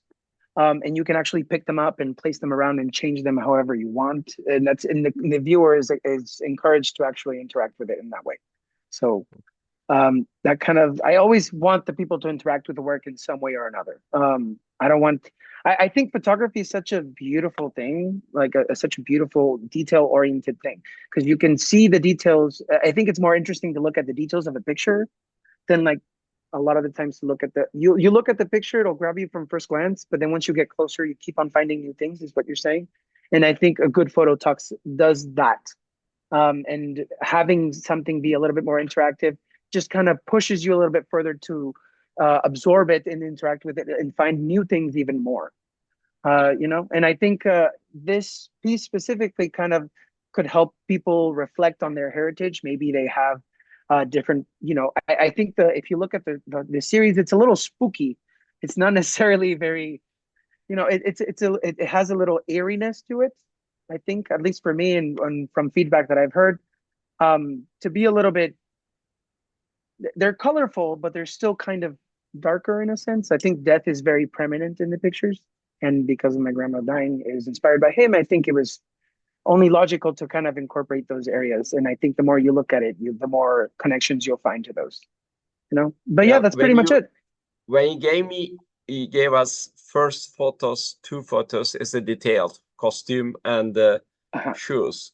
And probably audience, when we see that one, it doesn't make sense, like something in detail. But when you come to the whole picture, whole paint, and then whole photography, then it's immediately those two layers are combining each other. And honestly, what made me amazed, sometimes we see very famous or very good photographers' art, hundreds of photos, two different shows, presentations, but still it's so difficult to understand the feelings, characters of the photographer. Yeah, but it's true. Here, seeing maybe maximum 10, 12 photos, we can see your layers of life, because starting with father, mother, and grandpa, it's amazing. Like, thank you. You are the first photographer just understanding life of the photographer by seeing 12 photos, and as well as including feelings, everything, because you are explaining his how he passed away, life, father, mother, identity, and all the memories. Really, yeah, all the gray areas that make us, I think. Yeah, that's gray areas, yes. That make us. Because I think I think the fun part of identity is putting on the different hats. One day you can be one thing, one day the other. I don't think no one is just one thing. I think we're many, many, many different things. And I think the beauty of that is the gray area. I think the beauty of us being true to ourselves and authentic is embracing those multiple hats that we put on throughout the day, throughout our life. And I'm so intrigued of how people perceive and the perception of these identities and how they change through other people's eyes and interpersonally too, internally as well. And that's kind of what I like to explore in my work in general. Hints about that. Yes. Arkadaşlar, şöyle bir şey demek istedim. Belki birçoğunuzun benzer düşüncesi vardır. Yani şimdi bazen bir fotoğrafçının yüzlerce fotoğrafını görürüz, binlerce de görebiliriz. Ama onun hayatına dair bir takım izleri, anıları, düşünceleri, duyguları bulabilmemiz için ekstradan bir zaman geçirmemiz gerekir. Belki şu an burada 12 fotoğraf gördük, 12-13 tane. Fakat bu 12-13 fotoğraf Edo Vrsalovic'in hayatından kesitler. Aynen installation'da yaptığı gibi, layer layer geldiği gibi. İşte baba, anne, dede, babanın sosyal yapısı, annenin hayattaki duruşu, dedenin ölümü şeklinde. Yani beni o açıdan çok etkiledi. İlginç bir katmanlaşmayı bu kadar az fotoğrafla verebilmesi beni çok etkiledi. Bunu da kendisine söyledim zaten. Yeah, Edo. That's it? We're good? Cem, benim bir notum olacak, bir eksik Tabii. şey. Çok önemli bir şeyden bahsetti. Dedi ki bizlerin dedi gri alanı var hepimizin dedi. Ha, evet. Ben aslında bu gri alanları göstermek istiyorum. Yani insanı insan yapan, bizi biz yapan o gri alanlardır. Ben onların üzerine eğilmeye çalışıyorum dedi. Evet, yani o gri alanlar aslında bizim net bir şekilde beyaz mı siyah mı olduğunu da bulamadığımız alanlar karşımızdaki kişide. Biraz onları şeffaf bir şekilde sunma şeyi ve onu anlatıyor aslında. Abdullah mentioned about the gray points, gray areas Areas. of life, which you would like to give a kind of your gray areas actually we know now, understand is a white or black. Yes. It's funny. I guess a little ironic, if you will. So obviously it's ironic, like, and then, but transparently you explain that one. Yeah. Because sometimes it's so difficult for a person first time when you meet people about that, giving all the transparency to the others. But Oh, yeah. Yeah. It's funny that you mention it now because I think, I mean, I just made a click about like me playing with glass, and you're talking about transparency and being vulnerable, you know. And the work always tends to have some kind of glass and transparent, so you can kind of go see through. I don't know. Maybe I find that subconsciously interesting. I'm just kind of thinking about that Yeah. now. But anyway, it's just Ben funny. Abdullah'ın dediği şeyden sonra bu gri alanların beyaz ya da siyah dönüşümünün biraz da şeffaflık olduğunu ekledim. O da aslında bunu hiç camla birleştirmemiştim. Belki de bilinç altında böyle bir şeffaflık duygusunun camla birlikte aksettirilmesi olabilir dedi. Ben de bir katkıda but bir şey söyleyebilir miyim acaba? Lütfen. Aynayla alakalı olarak şimdi size de özelden gönderdim. O zaman kız kardeşimle de yapılan çalışmada şöyle demiştik ki aslında şu an Edo'nun yaptığı çalışmalarda aslında aynalarda hatırlar diye bir temayla yapmıştı kız kardeşim. Şu an aynalar da hatırlıyor aslında. Bir de fotoğraftaki gerçeklik mi, aynadaki gerçeklik mi? Mesela o tuvaletteki yaptığı çalışmada aslında bunlar bizim de bu yaptığımız çalışmayı hatırlatınca gerçekten şu an tam örtüştü yani. Şu an ayna aslında hem geçmişi yansıtıyor aynı zamanda ve de hatırlatıyor aynı zamanda. Hocam bunu bir söyleyeyim. Edo Aygün Sisters' work was about the even mirrors remember. That was the okay, title of the even work. mirrors. Yeah, because sometimes which one is real? Is the real is this side or the mirror side? Because mirror it's side. a reflection, but actually it shows the real. The opposite. Like Yeah. sometimes why people don't like their photos because they think that they are not a photogenic because they only know what they see in the mirror. Yeah, absolutely. Like the person never ever knows how he or she looks like from the outsiders because Absolutely. we know our face in the mirror and we try Nothing to else. see also in a photo our face. No, it's not my face. It's not like me because the only time I see my face in the mirror, It's I true think though. that, oh, It's so true. this is me. That's a good way to actually think oh my God, I should, that's a fun way to actually see it. I definitely want to read a little bit more and give you more feedback on that, because that's so accurate. That's so true that you talk about it right now. People don't recognize themselves. There's a saying that if you look at yourself from behind, you wouldn't recognize yourself at all. Like, Yeah. right? Is that like you know me better than me because I don't see myself from your side, and then when I see your photo about it, first reaction might be about it. No, it doesn't look like me. But it's true, yeah. It's Yeah. definitely true. Thanks Aygün. Teşekkürler hocam. Thank you. Gerçekten That's hani such a bu good önemli point. bir nokta. It's a good combination about that. What a person made a work in Turkey and you made in Bolivia. And so that's combined together with under the theme of mirror or glass. So I that's really great. want to look up this person. This sounds awesome. Yeah, I really also want to look. Çiğdem mentioned in the chat box as she said I was also planning to mention mirrors in addition to glass. Mirrors show us to us that is where we can connect them to transparency. Transparency. Absolutely. Yeah. I agree. Wonderful words. That's awesome. But yeah, that was pretty much it. That was all I had in mind to show you guys. I hope I didn't bore anyone. I hope you guys were entertained, and I hope you guys appreciated the work. And if you guys have questions, I'm all ready, and I'm willing to answer anything. Before we let people have questions or raise their hands, really maybe we can just turn on our microphone, and then really we can say that thank you very much. This is our only appreciation about the applause about that. This is really, it's a very good journey, starting point and a coming point. This is like reading a special book with together with the examples, and then understanding at the end what's going on. Oh, thank you so much. That thank you very that much. I did my job. I hope I did a good job. Thank you so much, you guys. It's amazing.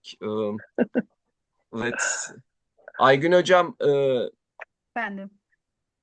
Nasıl yani Ben şundan dolayı özellikle sana sormak istedim. Çünkü ilk başta sen Türkçe olmadığı için şeyini belirttin hocam, ama anladığım kısımlar var. Ben Almanca eğitimi aldım. Onun için hani onu daha çok anlayabilirdim ama bunda anladığım noktalar var ama hani fotoğraf bazen hani anlatım olmadan da anlaşılan bir dil. Bu benim çok merak ettiğim bir konuydu. Ama ne zaman ki olay aynalara şunlara dönünce daha iyi de şey yaptım. Hani sizin dediğiniz gibi sabır dediniz.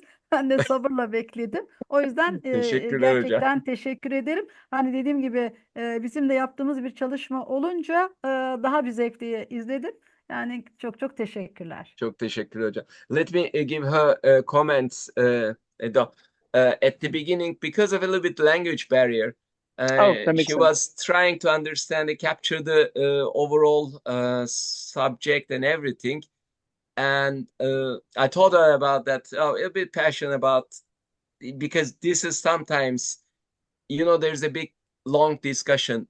Photography needs explanation or just explain itself. Just explain but itself, here, sometimes when we come to the mirror, subject of mirror and glass, memories, identity, I was so clear for her, for Aygün, about understanding your other historical layers, family, and everything, so merged together. For that thank you so much. You thank too much. Thank you. That means the world to me. Thank you, because that's pretty much what I want to talk about and work on. And the fact that you took a glance at it, even though with the language barrier, that's awesome. Thank you so much. Thank you. And Gülistan comment about an awesome presentation. Thanks for giving a new depth to our perception of photography. Oh, thank you. That's even thank you very higher much, of a praise. Gülistan. Thank you. So it was a great meeting you and listening to parts of your life and works said by Çiğdem. Totally agree. And Nevin also put a note about thank you so much, Edo. Your works make me think differently and deeply. And before Çiğdem, let me also read the Yalçın's comment. Oh, By yeah. using reflective surfaces as a medium, Edo reflects as his emotions, memories, and opinions as a multidimensional artwork with overlapping images that change depending on the viewing point with his presentation this evening. Edo expanded our horizons with the endless possibilities of photography. Thank you very much. Thank you, Yalçın. Thank you. That is such a wonderful comment. Really Thank you appreciate so it. much. Seriously, Um, thank you so much. I think Çiğdem raised hand. Yes, I did see someone raising a hand. Yeah, Çiğdem. Hi.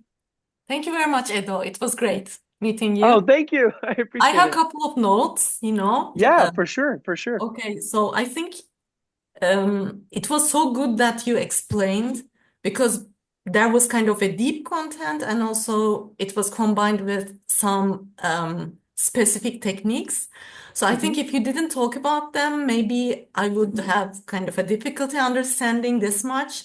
And Okay. that's why I think it is valuable. Oh, thank Other you. than that, I really think that you have an innovative approach and congrats for that. It is really Oh, something thank that you. is, I think, your way. And let me see. Oh, okay. In the first parts, I thought that there was kind of a contradictory combination of some religious symbols or Uh-huh. yeah, let me put it that way. And also gender identity. So it was interesting. I mean, I could look at the same photograph and I could see something similar to the way I see in some, religious representations. And also in the same photograph, some arguments about some uncommon arguments about gender identity, and they are together in there. So this is something so interesting and genuine, I really think like it combines different dimensions of yours into a whole somehow because they are both parts of you. Yes, I thought exactly. that way. And the last thing, the way you explain things, I really think that you can be a good teacher. Oh, I was a teacher actually for 2 years. Yeah, I am a Thank you. teacher, I and I can appreciate it. say that, yeah, it would be nice. Good. You have a wonderful job. Please don't stop teaching. I love it. I love we it. need good teachers. We really do. I do believe, yeah. Thank you. Thank you. It's a You're beautiful welcome. job. Thank you. Thank you. Thank you. Seriously. Thank you, Çiğdem. That's actually good summary about the first and second and the third part. And you captured really good. Thank you. Thank you. Thank you so much, Sam. I appreciate it so much. So also Jale said that thank you very much for the presentation. It's great to learn about your work. No, thank you. So the unique part, probably, the photographer is opening a new dimension to our life. Still, maybe not only using photography, you are using our memory, gender Absolutely. identity, and everything, but under the theme of photography. For that reason, we are really appreciated to host you today, thank you. and you are with us almost like the 2 hours, more than 2 Yeah. hours, and of course, it's not easy for you also to explain everything immediately. Yeah, it was a to lot. audience, and she I also hope I said did a it's good job, and I hope I surprising and striking. She said thank that. you. Thank you. Thank you. Thank you. I think you are an interesting personality, really. I mean, you are so close. Although we just saw you once and for a limited amount of time, it feels like, you're a friend of ours or a relative or something like that at the end of this 90 minutes. So this is really amazing. I mean, it is really something that is rare. And I think it is about that genuine part of yours that makes it possible. And, you're open and you share and you make us understand that this is possible, even for some, not that easy, topics or things like that. Oh, It is yeah. great. It is valuable. It is great. Thank you. Thank you so much. That means the world. That's probably the best compliment I've ever had in my life. So thank you for that. You're welcome. Thank you. Thank you. Thank you, Thank you. Çiğdem. For that reason, I said that when I was in the first time when I met you on the exhibition, I couldn't find who is the photographer because you were somewhere just sitting, maybe just you were behind a, like not a hiding yourself, but you were the observer. Like people were talking and you were just walking around them, just hearing what they are doing. I was looking for the photographer, who is Edo Vrsalovic, and I was looking. And I said to the audience, and the person, she announced you. And this is my first initial observation and the reaction. I was looking to the door because everyone was sitting, and then I was looking where he is coming from, and then suddenly you stood up from the audience. You went there. Then I realized, hey, this is the guy. I've seen you before somewhere. So really, it's thank you. Thank you so much. That's I think you have to kind of be the part of the public at the same time when you're having exhibits, because I do the same thing in every kind of show I have. I mean, if you ask me to give you a tour, I will. But I generally just want to see how people interact with the work, and I think that's the joy of it. You know, just being a part of the spectators. I think it's a fun thing to do. Absolutely. Can I add one last thing? Yes. When I was talking to the things that you shared, at one point I just felt like it was the same for an academician, you know, because we have some specialization topic or couple of them, but anyhow they are connected to somehow they are connected to our personality, to our experience, to our childhood, Always. whatsoever, you know. So it is Yes, exactly absolutely. the same, although I'm specializing in a totally different topic, like organizational behavior, let me say. But you know, it has nothing to do with art, but conceptually it was the same for me, you know, the topic I found for my thesis, what I was kind of focused, what I was interested in, and such things. So it was exactly like your case, you know. I said such a copy paste, you know, such the same pattern, you know. It was interesting, really. I just wanted to tell this. I'm so glad you empathize with that. I think it's hard to kind of put yourself. I don't know how people compartmentalize and like don't put themselves in their work, or like whatever you do. I think some of you always kind of transcends, even if you're not used to like doing it, or maybe if you don't want to do it. When you do something, I think a part of you kind of stays where you do it. So it's kind of hard for it not to come from, you know, from your feelings or emotions or your beliefs and that kind of thing. But yeah, Exactly. thank you. Exactly. Thank you, Çiğdem. And Inci says it was a very impressive and interesting presentation. I'm happy to know, Mr. Edo. Thank you very much. Thank you so much. Oh, this comment I love. Thank you. And Sajid says, Edo, great to see that you added third dimension to the two-dimension of photography. The story we heard helps us to visualize what is behind. Thank you. So that's awesome. Probably the best thing is you open new dimension to audience, to us. That's the least I could hope because I could. Everybody is thinking about how we can improve the photography. Maybe not photography, how we can explain, how we can improve the explanation of photography. Some of us doing different things.